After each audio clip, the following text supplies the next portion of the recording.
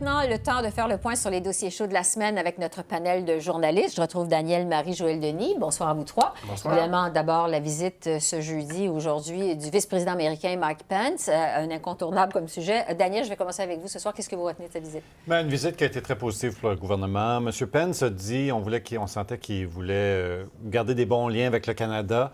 Il y a eu une entente sur l'aluminium, l'acier récemment.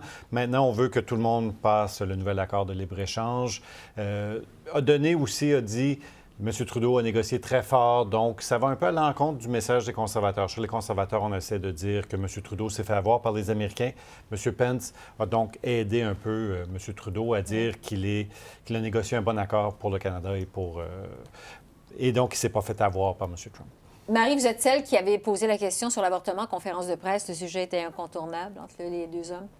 Je pense que oui, parce que M. Trudeau avait décidé, peut-être pour des raisons domestiques, d'aborder la question. C'est sûr que c'est pas innocent de la part des libéraux de parler du droit à l'avortement. Ça leur permet, par la bande, d'attaquer les conservateurs qu'ils accusent de vouloir rouvrir le débat ou à tout le moins de compter de nombreux députés qui sont contre l'avortement.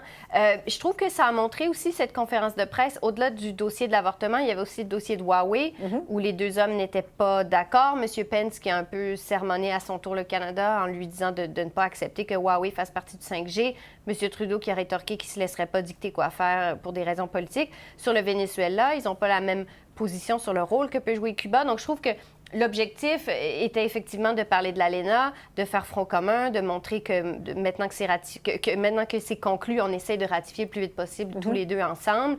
Mais on a aussi vu finalement, pendant la conférence de presse, qu'il y a aussi quelques désaccords entre ces deux hommes-là qui sont assez différents, il faut le dire, politiquement et personnellement. Il y avait plusieurs sujets à l'ordre du jour. Joël Denis, qu'est-ce que vous en voyez? Et cette visite met aussi en lumière une chose, c'est-à-dire que sur le radar de Donald Trump, le Canada ne figure pas très élevé parce que Donald Trump n'est pas venu en tant que président comme visite Jamais officielle. eu de visite officielle. Voilà. Et donc, il délègue plutôt le... Il est venu au G7, il faut le mentionner, l'année dernière, dans Charlevoix, mais c'était pas une visite officielle. Exactement. C'est le moins qu'on puisse dire. Et dans le cas de M. Pence, il est venu un peu réparer, je vous dirais, les pots cassés, qui ont été cassés durant les 2 dernières années entre l'administration Trump et le gouvernement Trudeau, notamment dans le dossier des relations commerciales. Mais je pense que ça illustre que sur le radar américain, le Canada a quand même perdu un peu de son importance en raison de la présence de Donald Trump à Washington. Jody Wilson-Raybould et Jane Philpott qui a annoncé lundi que finalement, ils vont se présenter comme candidate indépendante à la prochaine élection. Il y avait des rumeurs qu'elles s'en allaient au Parti vert. À qui ça profite? À qui ça nuit, Daniel? Bien, pour l'instant, c'est le fait qu'elle se présente comme indépendante, ça n'aide pas vraiment les Verts, ça nuit un petit peu moins à l'échelle nationale aux libéraux.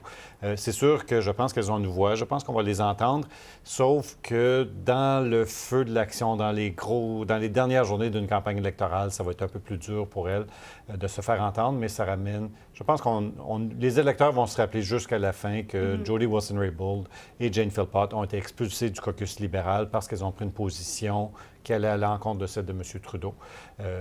Mais globalement, la décision qui aurait fait le plus mal aux libéraux, ça aurait été de se joindre aux Verts et de donner encore plus de crédibilité à ce parti. Pensez-vous justement, Marie, que ça va peut-être freiner l'élan du Parti vert, que semble avoir le Parti vert ces temps-ci? Pas nécessairement. Je pense que le Parti vert est sur une bonne lancée, quoique le plan environnemental de Mme May ne fasse pas l'unanimité dans ses rangs. Je pense que cette lancée-là risque de se poursuivre. Je suis d'accord avec Daniel que si les deux femmes avaient joint le Parti vert, par contre, ça aurait amplifier cet élan-là et diviser le vote progressiste à gauche, ce qui nuit à M. Trudeau. Je pense que les grands perdants, c'est peut-être Jody Wilson-Raybould et Jane Philpott, du fait qu'elles n'auront pas de machine de parti politique derrière elles pour les aider pendant l'élection, du fait que c'est très, très, très, très rare qu'un candidat indépendant réussisse à se faire élire. Ça pourrait être un peu... Il y aurait peut-être un peu plus de chance pour Jody Wilson-Raybould du fait de la géographie. Elle est dans une région où elle pourrait avoir plus d'appui. Les gens pourraient être plus enclins à l'appuyer. Mais pour Jane Philpott, qui est dans Markham, un comté où c'était très serré entre les conservateurs et les libéraux, il y a vraiment peu de chances que sa carrière politique fédérale se poursuive. Donc, elles ont pris une position de principe, mais je pense que le 22 octobre, on entendra peut-être plus parler des deux femmes. Qu'est-ce que vous en pensez? Oui, c'est vrai. Probablement que ça va être très difficile de se faire élire en étant des candidats indépendants, sauf que les libéraux, les stratèges libéraux, à 5 mois des prochaines élections, doivent d'ores et déjà ajouter -2. Je ne pense pas que les libéraux vont réussir à remporter la victoire dans Markham-Stouffville parce que Mme Philpott va aller chercher un certain nombre de votes qui iraient normalement au Parti libéral. Même chose dans le cas de Mme Jody Wilson-Raybould dans Vancouver-Granville. Mais je pense qu'elle a quand même, si j'avais à parier un 5 je vous dirais qu'elle a des chances de l'emporter comme candidate indépendante. Il va y avoir une machine qui va l'aider à se faire élire. Elle est quand même très bien reconnue dans sa circonscription. Et donc, les libéraux qui calculent déjà des pertes de sièges dans les provinces atlantiques doivent en ajouter 2. Celui que détient en ce moment Mme Jody Wilson-Raybould et celui que détient aussi Mme Jane Philpott, parce que je pense que ça va aller ailleurs que dans le camp libéral. Le discours d'Andrew Scheer sur l'immigration mardi soir, à qui, Daniel, s'adresse M. Scheer?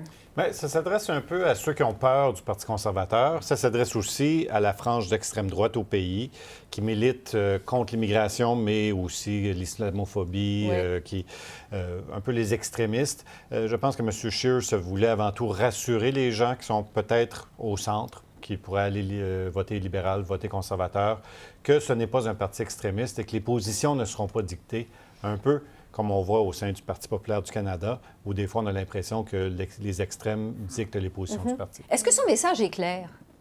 En termes d'immigration, Oui. pas tellement, je vous dirais. Je trouvais qu'il n'y avait pas grand-chose de neuf dans ce discours-là. On dit qu'on va régler les problèmes à la frontière avec les migrants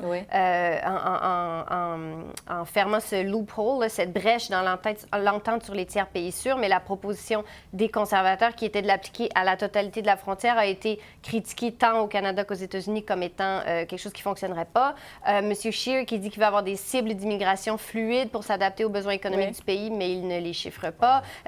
C'était soit pas très nouveau, soit pas très précis. Ce que je trouvais intéressant et qui semblait, en revanche, s'adresser... Oui, il y avait l'aspect qui s'adressait, comme dit Daniel, aux gens plus du centre, mais il y avait aussi un message à Justin Trudeau, je pense, quand il a dit... quand il a revendiqué le droit de critiquer le programme libéral en matière d'immigration et qu'il n'avait pas à se faire traiter de raciste ou d'intolérant. Je pense que M. Scheer a lancé un message en vue de la campagne électorale. Je vais en parler. Je n'accepterai pas que vous m'accusiez de tous ces noms-là et ça va faire partie du débat et je vais rétorquer à mon tour en vous disant que vous n'avez pas à me traiter de raciste parce que j'ose critiquer ça. Je trouvais que ça mettait pas mal la table pour la teneur de ce qu'on peut attendre là, au mois d'octobre. Joël Denis. Je vous dirais que c'est un discours qui relève beaucoup de la stratégie pour la raison suivante. M. Scheer veut absolument faire savoir que le Parti conservateur n'est pas un parti anti-migrant. Pourquoi? Parce que le Parti conservateur, s'il veut faire des gains, notamment dans le 905 en banlieue de Toronto, il y a beaucoup de communautés issues de l'immigration. Et il se doit donc d'être un parti qui est susceptible d'être appuyé par ces gens. Et s'il y a le moindre doute que le Parti conservateur est un parti anti-migrant, il va devoir faire son deuil d'un possible pouvoir à l'automne. Bon, le temps file. Je veux vous entendre sur la chute des conservateurs de Doug Ford en Ontario, selon les sondages. Qu'est-ce qui se passe, Daniel, en Ontario? Parce que, bon, ça fait pas un an qu'il est élu. Il était très populaire. Il est devenu maintenant très impopulaire.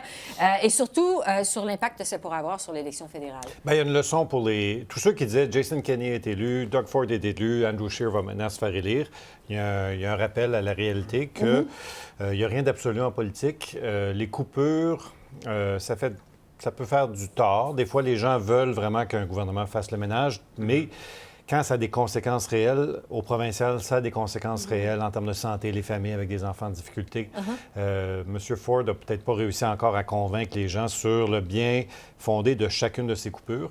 Et il y a un message à M. Scheer de faire attention aussi de ne pas trop couper ou d'être assez précis dans ses engagements en termes de réduction des dépenses, parce que sinon, c'est les libéraux qui vont laisser sous-entendre que les conservateurs feraient toutes sortes de coupures sauvages. Ce qu'ils ont déjà commencé à faire. En fait, les conservateurs disent qu'ils s'y attendaient, soit d'être comparés à Doug Ford ou d'être comparés aux années noires de Stephen Harper, qui a fait des compressions quand il était au pouvoir. Je pense que ça démontre que des fois, ça peut aider d'avoir un parti frère au pouvoir au provincial, mais ça peut aussi nuire dans le cas où Doug Ford, les conservateurs disent quand ils font du porte-à-porte dans la grande région de Toronto, ils en entendent parler des compressions. En quelques secondes, le mot de la fin, Joël Denis. Ça explique peut-être un revirement de la part d'Andrew Scheer de reporter à 5 ans, sur un horizon de 5 ans, l'élimination d'un déficit. Auparavant, il s'était engagé à le faire sur un horizon de 2 ans. Maintenant, ce sera 5 ans s'il forme le prochain gouvernement. Joël Denis, Marie, Daniel, merci. Merci.